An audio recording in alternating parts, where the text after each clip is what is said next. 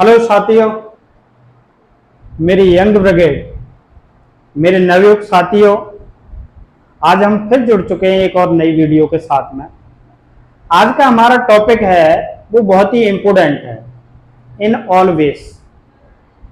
आज का जो टॉपिक है हमारा वो है प्रॉपर यूज ऑफ डिड, यानी कि डिड का सही से इस्तेमाल कहां पर किन स्थितियों में कैसे करना चाहिए। वैसे तो हम सभी जानते हैं कि डिड का जो यूज है वो पास्ट इंडेफिनिट टेंस में होता है, और पास्ट इंडेफिनिट टेंस से संबंधित मैं आपको पहले ही वीडियो अपलोड कर चुका हूं। आपने शायद देखी हो, नहीं देखी हो तो आप देख लें उसको। आज का जो टॉपिक है बहुत ही इंटरेस्टिंग टॉपिक है। इससे पहले कि मैं अपनी वीडियो को आगे ले जाऊं, सभी नवयुवक भाई बहनों से मेरा आग्रह है कि मेरे चैनल को सब्सक्राइब करें, जिससे कि सारी वीडियो आप तक बड़ी ही आसानी से पहुंच सकें। अगर वीडियो अच्छी लगे तो उसे लाइक और शेयर करना भी ना भूलें। यदि कोई प्रॉब्लम आ रही हो तो आप मुझे कमेंट करके लिखें, जिससे कि मैं आपकी हर समस्या का सॉल्यूशन दे सकूं। तो डिड का जो प्रॉपर यूज है दोस्तों, साथियों, बहुत ही यूजेबल होता है। जैसे कि डू की सेकंड फॉर्म भी डिड होती है, और एक डिड हेल्पिंग वर्ब का भी कार्य करती है। तो किन स्थितियों में डिड हेल्पिंग वर्ब कार्य करती है, कहां पर डू को सेकंड फॉर्म डिड भी लगाना चाहिए।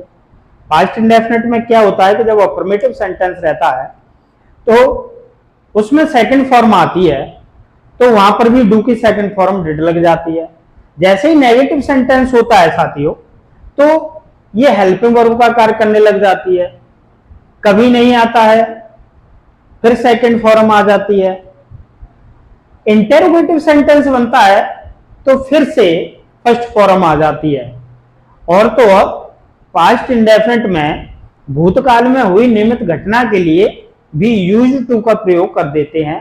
ये भी इसमें एक हिडन टॉपिक है। तो आज इस वीडियो को करेंगे, और बहुत सारे एसएससी, बैंक वगैरह कई एग्जाम के लिए हम इसका प्रॉपर यूज देखेंगे, और आज के बाद कभी भी आप गलती नहीं करोगे, ये दावे के साथ मैं कह सकता हूं। देखिए यहां पर कुछ सेंटेंस दिए हुए हैं, जैसे नादिर साहब वाज वेरी क्रूल। किस तरीके से पहचाने हम कि यहां पर डिड ही लगाना है या कुछ और लगाना है। समझ में कुछ आता है लेकिन लगाने हम कुछ बैठ जाते हैं, लेकिन आज के बाद में ऐसा नहीं होगा। नादिर साहब वाज वेरी क्रूल, दो सेंटेंस है इसमें दोस्तों।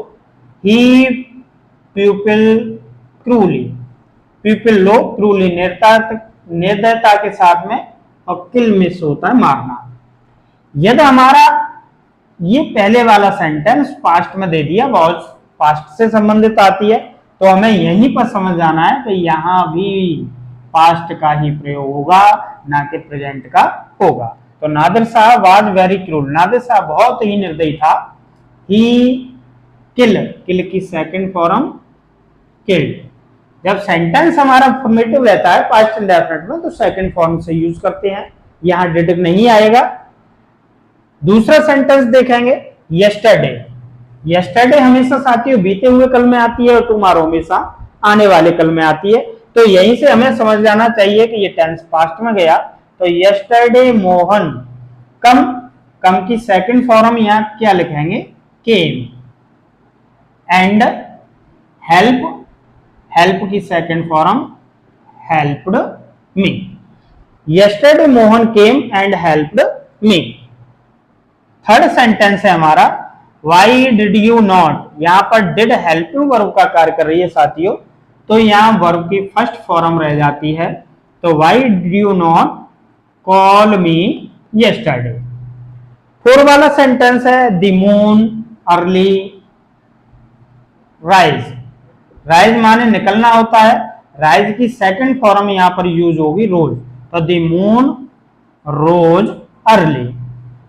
डिड यू खाली जगह the servant last night.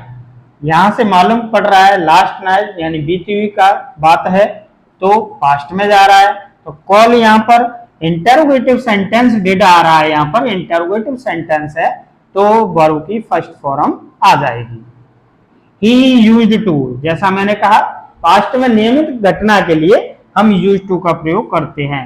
He used to play cricket, वह क्रिकेट खेला करता था, यानी अब नहीं खेलता है, पास्ट काल में नियमित खेला करता था, तो ऐसी कंडीशन के लिए यूज्ड टू का प्रयोग करते हैं।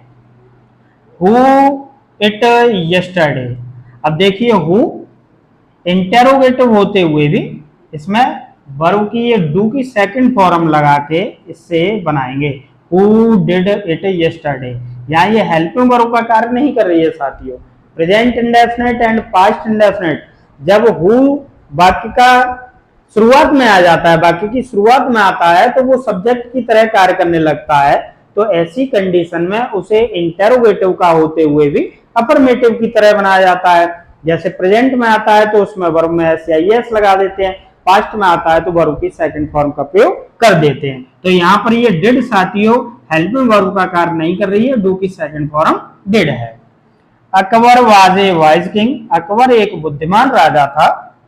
ही रूल, रूल शासन किया, तो रूल की second form ruled. He ruled wisely, उसने बुद्धिमत्ता के साथ में शासन किया। यस्टरडे, यस्टरडे किसी वाक्य की शुरुआत में आ रहा है, तो यस्टरडे द सन शॉन, कल सूरज, शॉन माने चमका, ब्राइटली माने तेजी से। हु, यहां भी जैसे ऊपर वाले सेंटेंस में ऐसे ही डू की second form did. Who did this work, यह कार्य किसने किया। मदर वाज कुकिंग फूड, माँ खाना पका रही थी। वैन, जब फादर, अब यहाँ पर से यहीं से हमें मालूम पड़ रहा है पास्ट में है सेंटेंस, तो गो की सेकंड फॉर्म कुछ बच्चे इसमें गोज लगा देते हैं, तो वो गलत है।